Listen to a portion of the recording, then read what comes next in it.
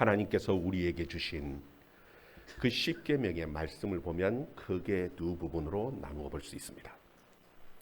첫 번째 부분은 1계명부터 4계명까지인데 하나님에 대한 계명입니다.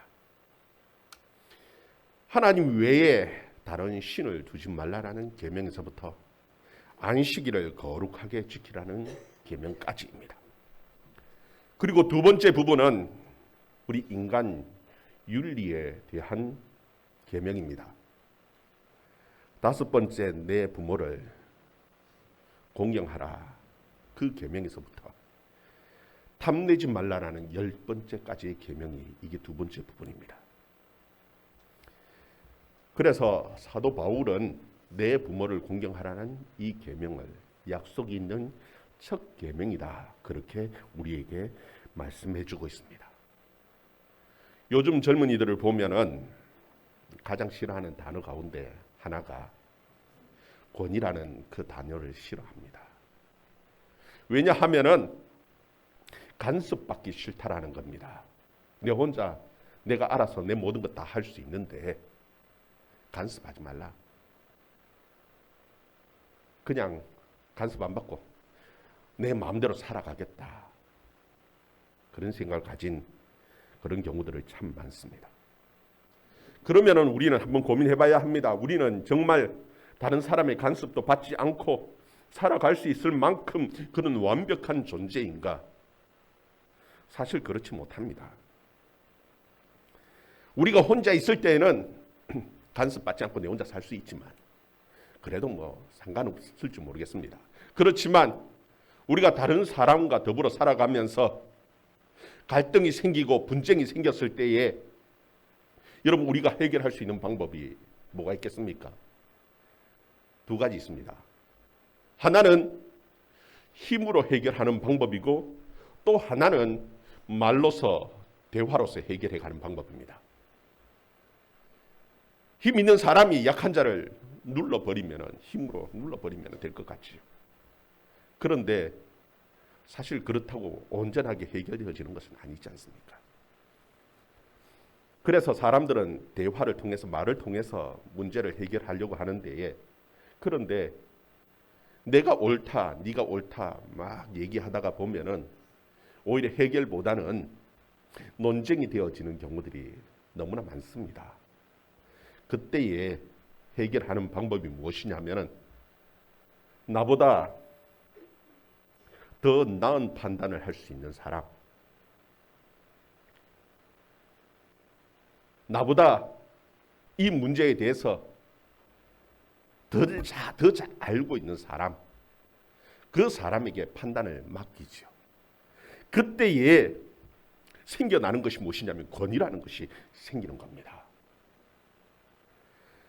여러분 우리는 권위라고 얘기할 때 그것은 낡은 것이고 불필요한 것이고 불편한 것이라고 생각하기 쉽지만 사실은 가장 신사적으로 서로의 관계의 문제를 해결할 수 있는 것이 무엇이냐면 바로 권위입니다.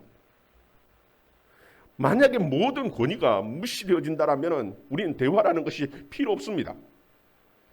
그냥 힘으로 다 해결하려고 할 겁니다. 그러면은 그 사회에 진짜 질서가 세워질까? 더 큰 어려움이 생겨나게 되어질 것이죠. 그래서 권위라는 것이, 질서라는 것이 우리 인간 사회에서 꼭 필요한 것입니다. 오늘 이 다섯 번째의 이 계명, 이 말씀은 오늘 우리에게 주시는 이 말씀은요, 권위와 질서에 대한 계명입니다. 무엇에 대한 계명이라고요? 권위와 질서에 대한 계명이라는 거예요. 하나님께서는 이스라엘 백성들에게 내 부모를 공경하라 이 말씀을 하시는데 이 말씀 속에는 우리가 세상에서 제일 잘났고 제일 똑똑하고 그런 것 같지만 실제로는 우리가 누구에게 머리를 숙여야 할 예의를 표시해야 할 만한 권위가 있다라는 것을 우리에게 분명하게 가르치시는 말씀입니다. 누구입니까? 내 부모입니다.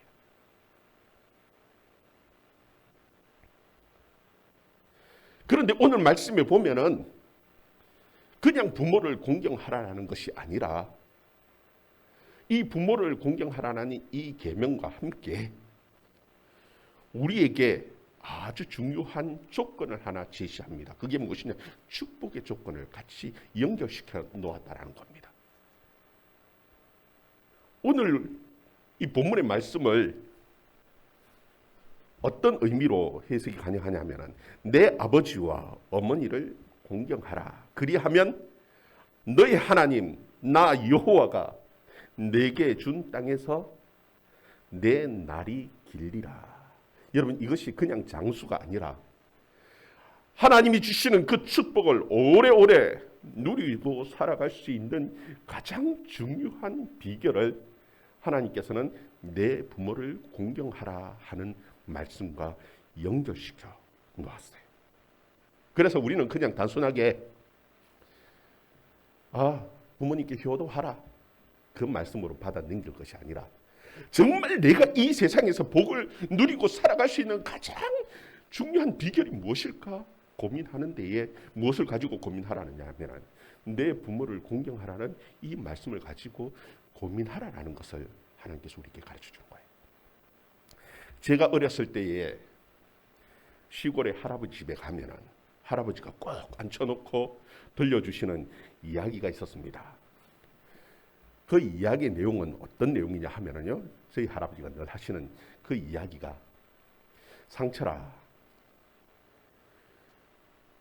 우리 동네에 보면은 늘 복을 받고 집이 잘 되고 뭔가 하는 일들마다 잘 풀리는 잘 사는 그런 집이 있는가 하면은 정말 하는 일마다 찌질이도 안 되고 못 살고 어려운 집이 있는데 그런데 그 어려운 집 그 사람이 잘 되는 집에 가서 도대체 그 비결이 무엇이냐 하고 가서 물었다라는 겁니다.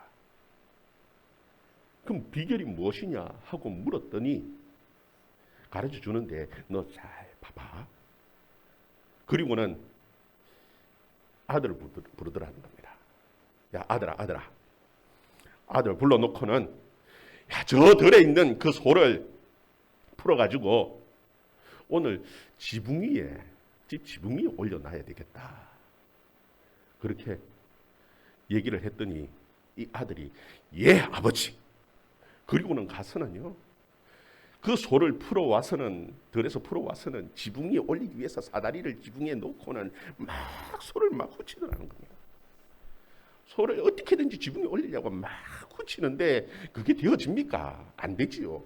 그러니까 그것을 보던 아버지가 야, 아들아 됐다. 그만 그 소를 들에다가 갖다가 다시 메어놔라. 예 아버지 하고 가서 메어놓더라는 거예요.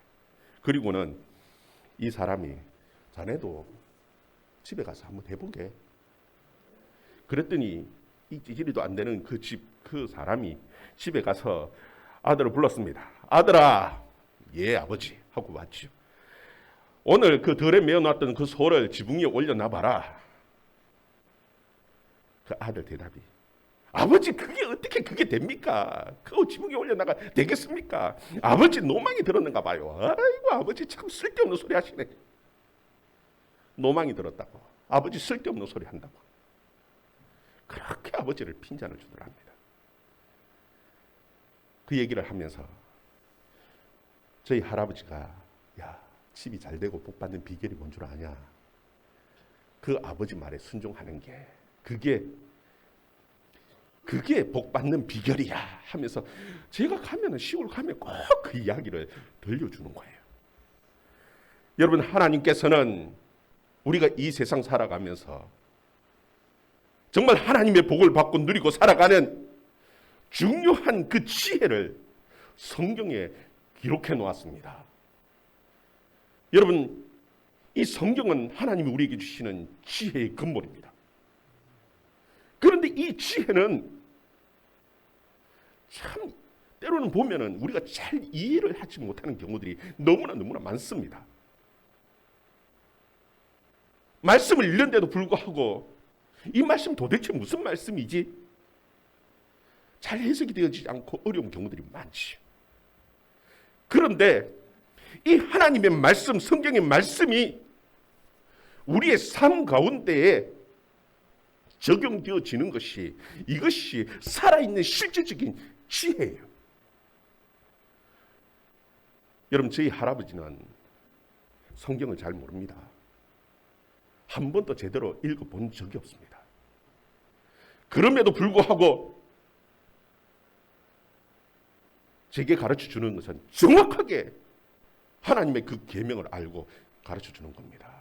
그걸 뭐라고 얘기하냐면 지혜다. 그리고 그것 가지고 권위락하는 것이 세워지는 겁니다. 여러분, 우리는 신앙은, 우리가 가지고 있는 이 신앙은 성경을 보면은 다 생길 것 같지만 절대, 사실 그냥 머리로 알고 신앙이 생기는 것은 절대 아닙니다. 우리가 믿는 이 믿음, 신앙 생활은요, 누군가를 보고 배우는 겁니다. 누군가가 보여주지 않으면요, 믿음의 본을 보여주지 않으면은 절대 우리의 믿음, 신앙이라 하는 것은 결코 생기지 않습니다. 그래서 여러분, 부모님의 그 신앙의 본, 부모님의 신앙의 유산, 이것은요 너무나 우리에게 소중한 것입니다. 부모에게 물려받는 것 중에 대부분 사람들은 돈을 물려받는 것을 최고 좋은 복이고 최고 좋은 것으로 생각하는데 천만에요. 실제로 우리 부모님이 물려줄 수 있는 최고의 복은 다른 것이 아니라 이 삶을 통해서 경험되어진 이 신앙의 유산, 신앙의 본을 보여주는 것이, 이것이 우리에게 줄 수 있는 최고의 복임을 여러분 믿으시기를 바랍니다. 그래서 성경은 우리에게 이 권위, 특별히 내 부모를 공경하라, 그렇게 말씀해 주고 계시는 것이. 여러분, 그래서 우리는 이 공경이라 하는 것을 흔히 아이고 부모님에게 용돈 많이 드리고 옷 좋은 거 사드리고 그리고 맛있는 음식 사드리면은 공경이라고 생각하기 쉬운데 결단코 그렇지 않습니다. 공경이라는 것은 부모님의 권위를 인정하고 그리고 마음으로 존경하고 그 말씀에 순종하는 것이, 그것이 진정한 공경입니다. 정말 부모님의 권위에 순종하고 존경하고 그 권위를 세워드릴 수 있는 저와 여러분의 삶이 되기를 주의 이름으로 축원합니다. 하나님께서는 또 이스라엘 백성들에게 내 부모를 공경하라, 이 말씀을 하시는 데에는 하나님은 질서의 하나님이시기 때문에 질서를 세우기 위해서 이 말씀을, 인간과의 관계 속에서 질서에 대한 말씀을 해 주시는 것이에요. 여러분, 하나님은 눈에 보이지 않습니다. 그래서 우리는 흔히 그냥 우리의 감정에 충실하게 열심히 열정적으로 뭔가 하면은 신앙이 좋은 거다, 그렇게 생각하기가 쉽습니다. 여러분, 그렇지 않습니다. 그것만이 전부가 아닙니다.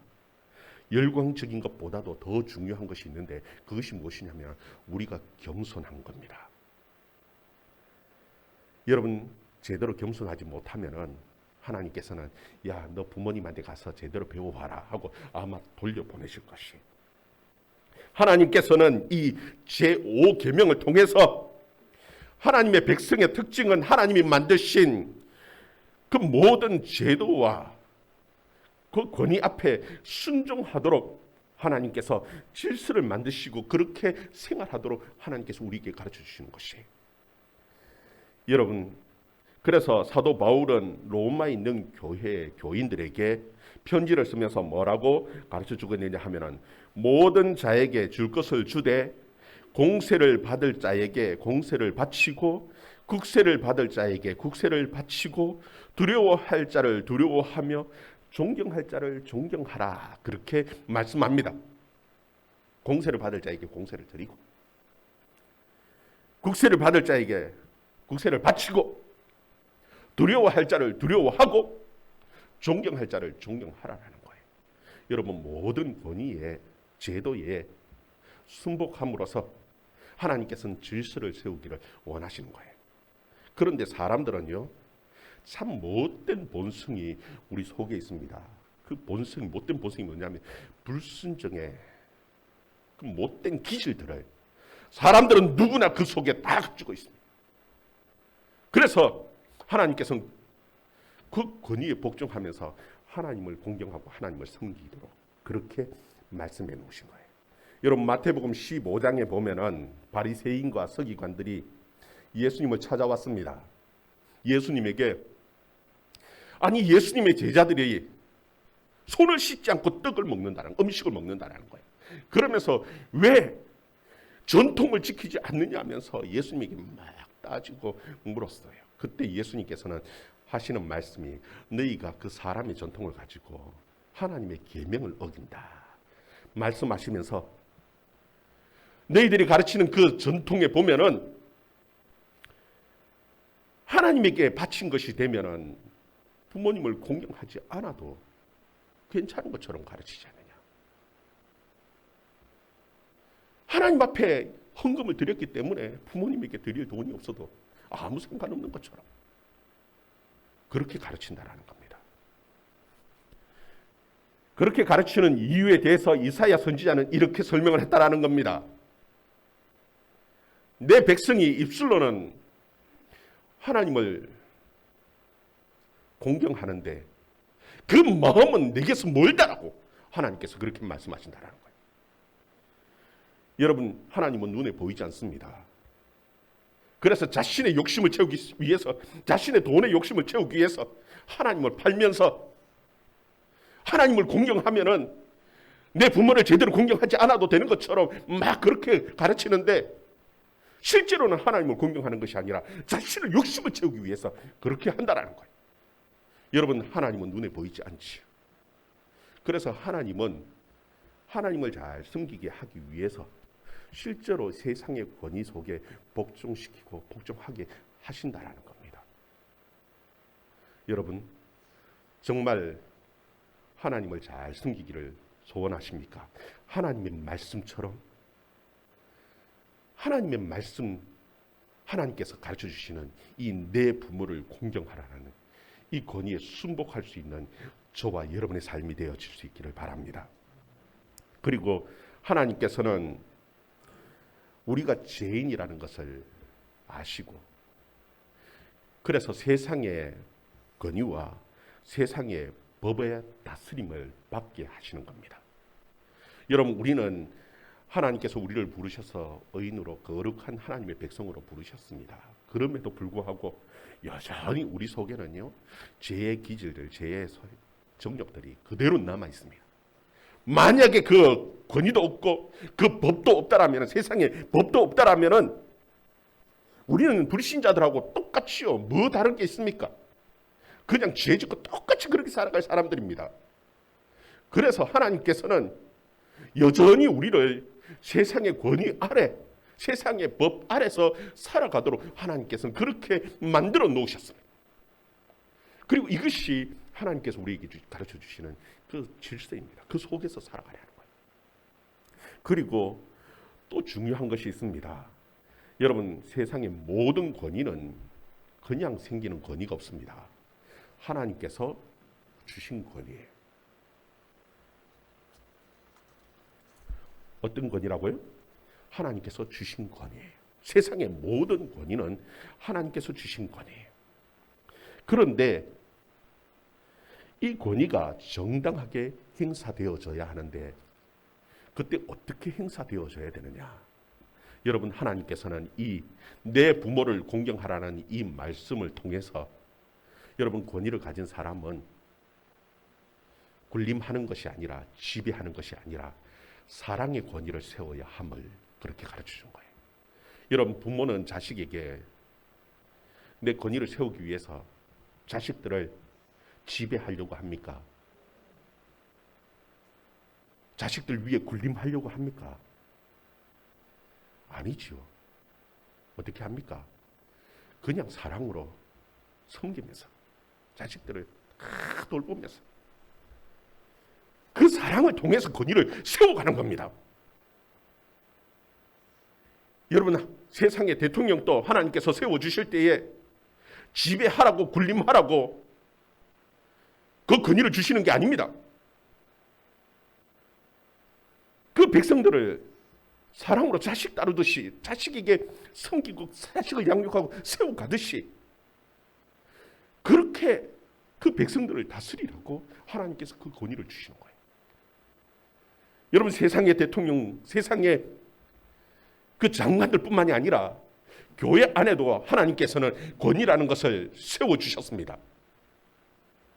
목사의 권위가 있고 장로의 권위가 있고 권사로서 집사로서의 하나님께서 그 자리에 맞는 그 권위를 주셨습니다. 그리고 특별히 목사와 장로에게 다스리는 그와 같은 권세와 권위를 주셨어요. 여러분, 이 다스리나라는 것이 교회 앞에서 군림하고 지배하라 그 말씀이 아닙니다. 부모가 자식을 양육하듯이 사랑하듯이 그렇게 목사와 장로는 그렇게 교회를 섬기라는 것이에요. 그때에 바른 권위가 세워지고요, 바른 질서가 세워지는 것이에요. 그리고 교회 성도들은요, 부모를 공경하듯이 하나님을 공경하듯이 그렇게 장로님을 존경하고 세워줘야 되는 것이. 그래야지 바른 질서가 세워지고 교회 안에 바른 하나님의 은혜가, 말씀의 권위가 세워지는 것이. 여러분, 내 부모를 공경하라. 이것이 약속 있는 첫 계명입니다. 그냥 약속이 아니라 이 땅에서 복을 누리고 이 땅에서 잘 사는 하나님의 중요한 축복을 이 말씀과 함께 연결시켜 놓았어요. 여러분, 정말 권위를 잘 세워가며 또 권위에 순복하며 교회의 바른 질서를 세워가며 가정의 바른 질서를 세워가면서 하나님의 축복을 누릴 수 있는 저와 여러분의 삶이 되어줄 수 있기를 주의 이름으로 축원합니다. 기도하겠습니다.